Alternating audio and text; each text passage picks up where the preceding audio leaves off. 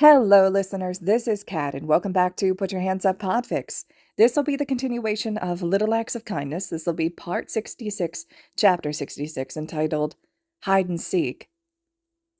Shoda yawned, tired. Last night he had spent patrolling and investigating for more information. He didn't find anything yet, but he knew he eventually would. He just had to keep searching. He stared blankly at the food in front of him, taking a moment before remembering that he should eat, and he had to teach today. Eating the food, he thanked Hizashi, who beamed at him. Feeling a bit more awake with the food inside of him, Shoda got dressed. Putting his capture weapon on, he frowned a bit. He must have been more tired than he thought, because his capture weapon felt like a pound or two heavier. So, did anything interesting happen yesterday? Hizashi asked, since he hadn't been able to ask yesterday. I overheard the students mentioning that Cementos apologized to them. Apparently there was a misunderstanding between him and the students. Well, it's good that it was cleared up, but I was wondering about our little listener. Shoda turned toward Hizashi. He's not ours, but... Hizashi grinned and interrupted him. You still knew who I was talking about, though. But he did ask me to come with him to his meeting with Snipe. The two apologized to each other. Midoriya still seems a bit wary in his presence, but I think the two will be able to move past it. Shoda continued as if he wasn't interrupted, narrowing his eyes at his husband. Hizashi just wrapped an arm around him. Well, you better get going if you don't want to be late. Shoda gave a grunting noise in response. He paused at the doorway, glancing back in to see Hizashi was already sitting down with a couple kittens on his lap. Zashi, I love you. With that, he turned and left, smiling a bit as Hizashi called out, I love you too, Sho. Shoda got in the car and drove to school. He arrived and went to the teacher's lounge, grabbing a second cup of coffee for the day and some papers from his desk. Then he went to the classroom, arriving just as the bell rang. Entering, he nodded to the class. Going to his desk, he placed down the papers and looked up at the class. Just as he was about to speak, he felt something shifting in his capture weapon. He blinked as it wiggled again. Carefully, he unraveled his capture weapon and he found the source of the wiggling. One of the tortoiseshell kittens, the one with the heterochromatic eyes, peered up at him from the folds of the capture weapon. Clever kitten, though it was also very dangerous. Carefully, he lifted the kitten out of his capture weapon. Why was a cat in your capture weapon? Kirishima questioned, his entire class staring at him. Shoda shrugged. No idea. I guess he snuck in at some point. He placed the kitten down on the table and put his capture weapon back on, before staring at the kitten, wondering what to do with him for the day. Looking at his students, his eyes met Koda's. Would you take care of him for today while I teach? He signed to the student. Koda gave a nod and came up to pick up the kitten. What's his name? No name yet, Shoda answered. Koda carefully lifted the kitten and then returned to his seat, mouth moving as he spoke to the kitten. Shoda shook his head a bit, rewrapping his capture weapon around his neck.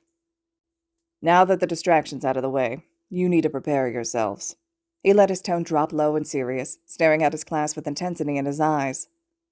Is this another normal school activity? Is Sensei doing another one of his logical ruses? Kaminari whispered. The students weren't as on the edge of their seat as they should have been, but that was fine. Shoda grinned wide and toothy at them. Civil war is coming. What? Several of his students cried out. Shoda glared at them, quirk flashing for a moment so they would quiet down. You will learn more tomorrow. That is all. Shoda pulled out his sleeping bag and rested for the 10 or so minutes that were left of the homeroom. When the bell rang, he got up and started heading out, nodding to Yagi when he saw the man in the hall. He proceeded through his classes, teaching history to Class 1B through 1E. Well, there wasn't much teaching today, given that he was handing out a pop quiz. He ignored the complaints. Lunch came, and he went to the teacher's lounge to grab a jelly packet. Eraser, I challenge your class to hide and seek in Field Gamma. Shoda glanced over at Vlad. I suppose my class could take an afternoon to wipe the floor with yours, he commented, just loud enough for Vlad to hear, smirking behind his capture weapon when the blonde hero growled. Don't be so cocky. I've had my students practicing for this. Shoda shook his head. You should have your students training to be heroes, not to win these little schoolyard fights you instigate. I am training them. My students will be better heroes than yours will be. Shoda just raised a disbelieving eyebrow before turning and leaving.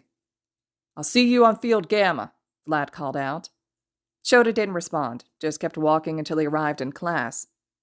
Vlad wanted to challenge his students, did he? Well, Shoda knew his students. They could beat Vlad's students.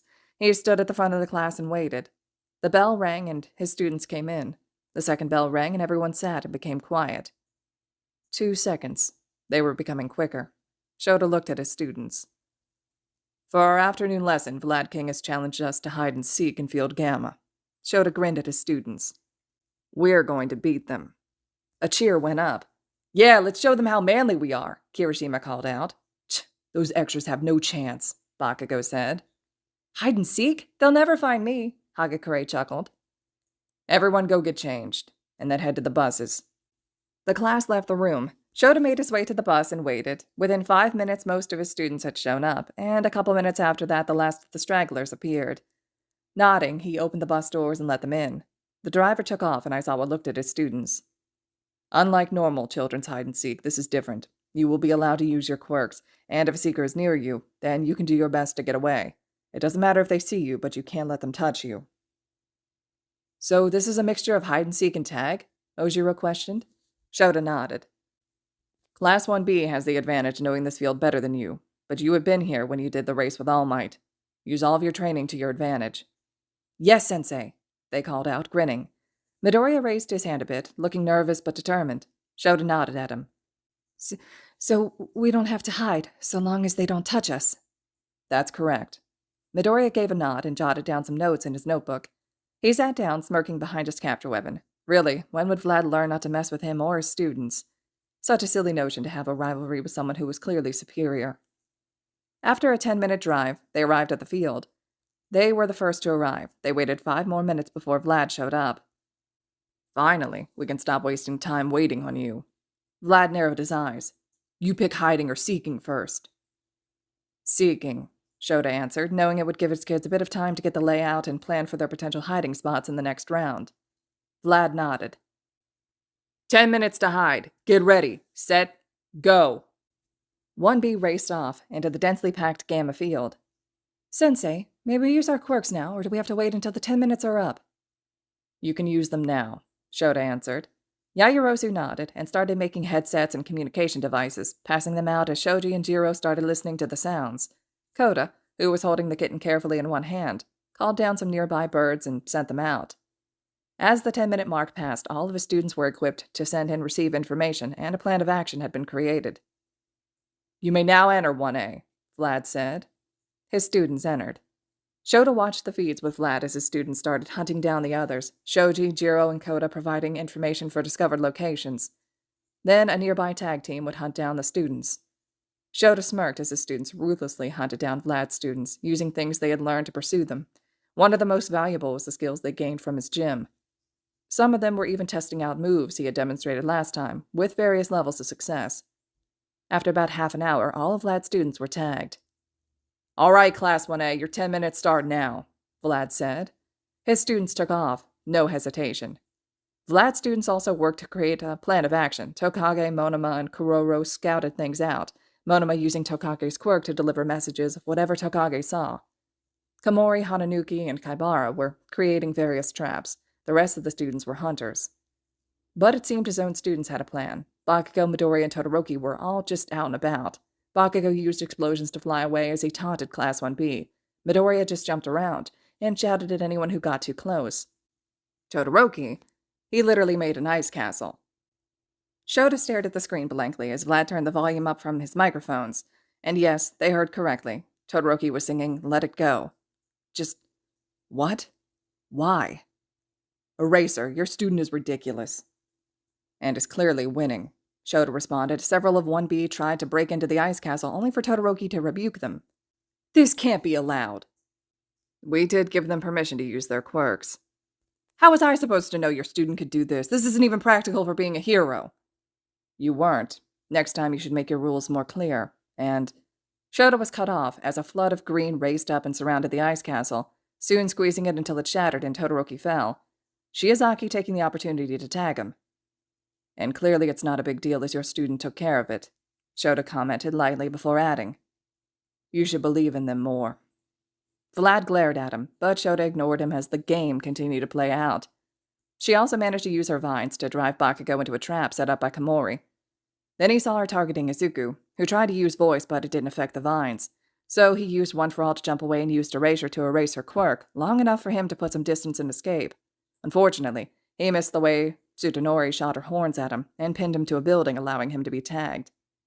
As the time hit 1 hour, Hagakure was the last to be tagged by Shishida, who had tracked her scent.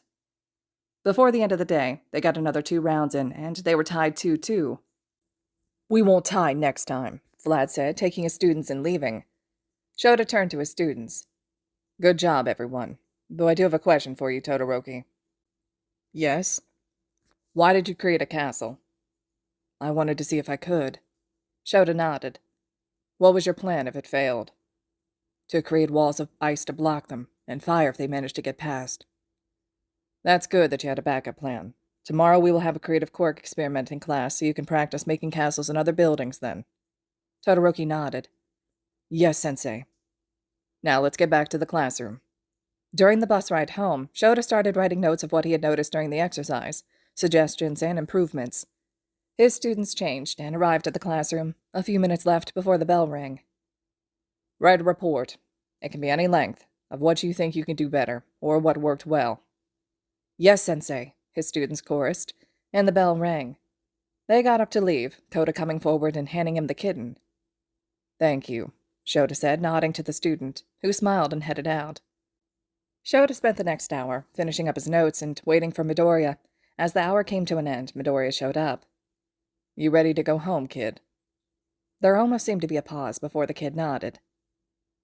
Shoda took Midoriya home and handed him a jelly packet on the way out. "See you tomorrow, kid." See you," Midoriya answered, closing the door with a small smile as he headed up the stairs. Shoda watched him for a moment before driving away, the silence of the car making him grimace and flip the radio on. All right, listeners, this concludes Chapter 66 of Little Acts of Kindness. Chapter 67 will be up next. I hope you all are still enjoying this one. Let me know your thoughts and reactions to everything so far. And as always, thank you so much for listening.